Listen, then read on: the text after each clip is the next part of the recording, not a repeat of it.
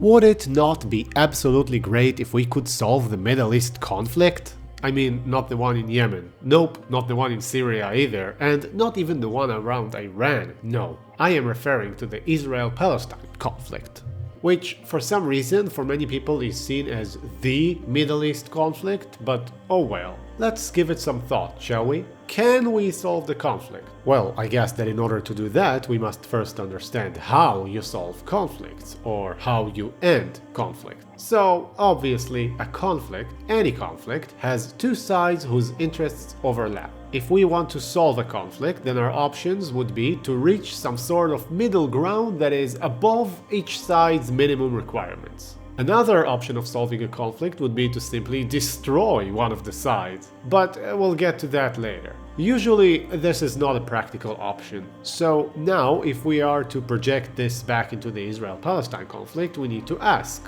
what is each side's minimum requirements? And while lots of people might have lots of different answers here, I'll try to pinpoint some of the requirements that almost anyone would agree on. First, the Israeli side. What are their minimal requirements? Well, any Israeli would say, first of all, security, short and long term. What does short-term security mean? It means that there are no immediate threats to Israel, no hostile groups that are within direct reach of Israelis, and if we are to examine the recent geopolitical situation in the Middle East, we could also say that Israel is faced with immediate threats from the Gaza Strip, and also from Lebanon, in which Hezbollah does the same. Obviously, any deal made by Israel could not be accepted if it made these or similar risks worse. So that's short-term security. What does long-term security mean? It means that there are no long-term geopolitical threats to Israel, meaning basically that Israel would not be able to make a deal that makes its general position in the region worse.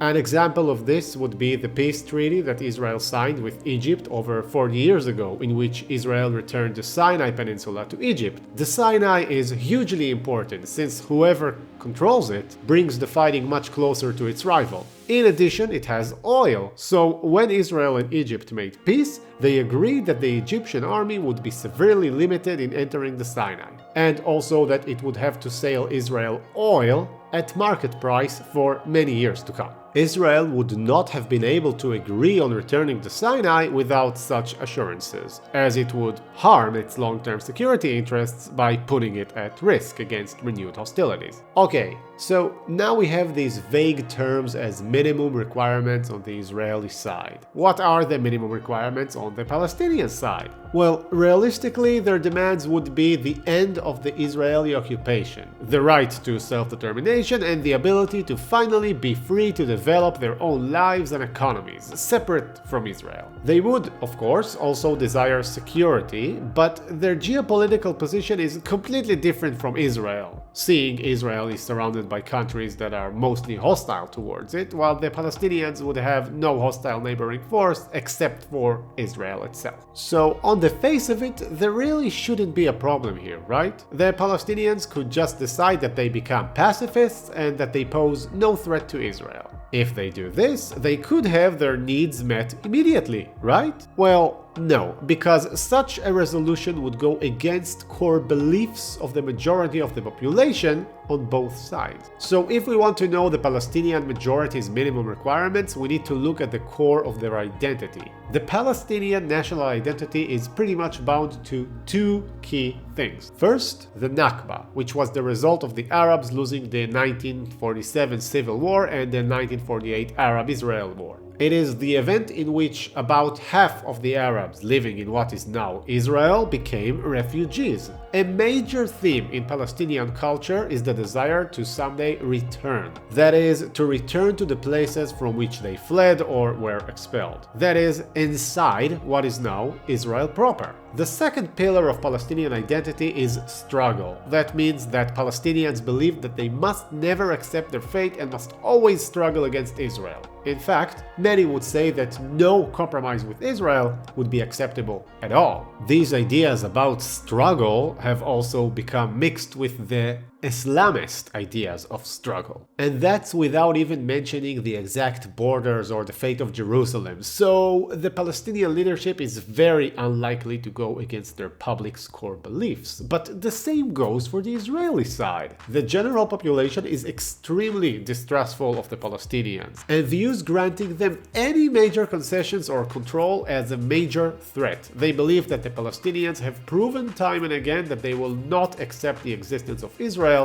and could not be trusted to remain peaceful. The Palestinians, of course, would counter by saying that they have a right to resist because it is their only available method of action. So it seems like compromise is unlikely at the moment because the minimum requirements of both sides are simply incompatible. The next option to solve the conflict would be by destruction, World War II style. The Nazi ideology was completely destroyed because it was utterly crushed and the ideas were removed from school curriculum. If either the idea of Israel or the idea of Palestinian resistance to it were to be destroyed, then the conflict would be resolved. So far, it seems highly unlikely that the Palestinians could destroy Israel anytime soon. It has the upper hand and tries to keep it that way. And it doesn't seem like the Palestinians are going anywhere either. Despite claims of Israeli genocide against them, the Palestinian population has grown steadily and substantially, and it keeps teaching and preaching resistance. If there was a way to stop the ideas of resistance from spreading, it might also work, but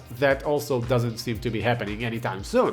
And also there is the option of having other countries accept Palestinian refugees and finally having them settle in. This is, after all, what many refugees have done throughout history, but it doesn't seem that any country is truly interested in taking these particular refugees. So that's not an option either. So that's a bummer. These directions towards solving the conflict appear to lead us into a dead end, but we are left with something. Another option, managing the conflict. To give an example, let's say person A and person B hate each other. They know that they might get into a fight when they meet, so they do all sorts of things to avoid meeting. They go to lunch at different times, they hang out with different friends, etc., etc. So in the Israeli-Palestinian case, that would mean that the conflict is simply managed with as little friction as possible. In practice, since Israel was the one who won the earlier wars in the conflict, it is the more powerful party, so it is in a better position to manage the conflict according to what best suits itself. So in practice, Israel has security control of what is referred to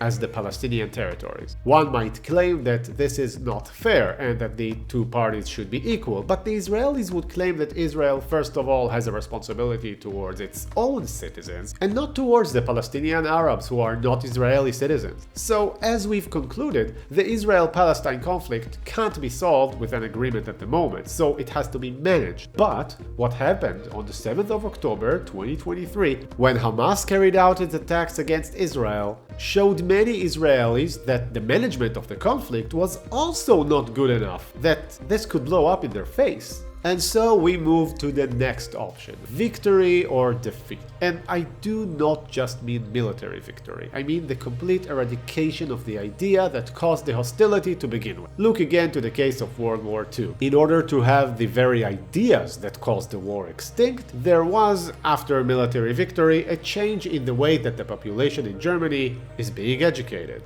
along with help in its reconstruction. Since Israel is the side that is more likely to militarily defeat its enemies at the moment, it stands to reason that it should be the one to attempt to resolve the conflict in such a manner. Change the hearts of the Palestinians.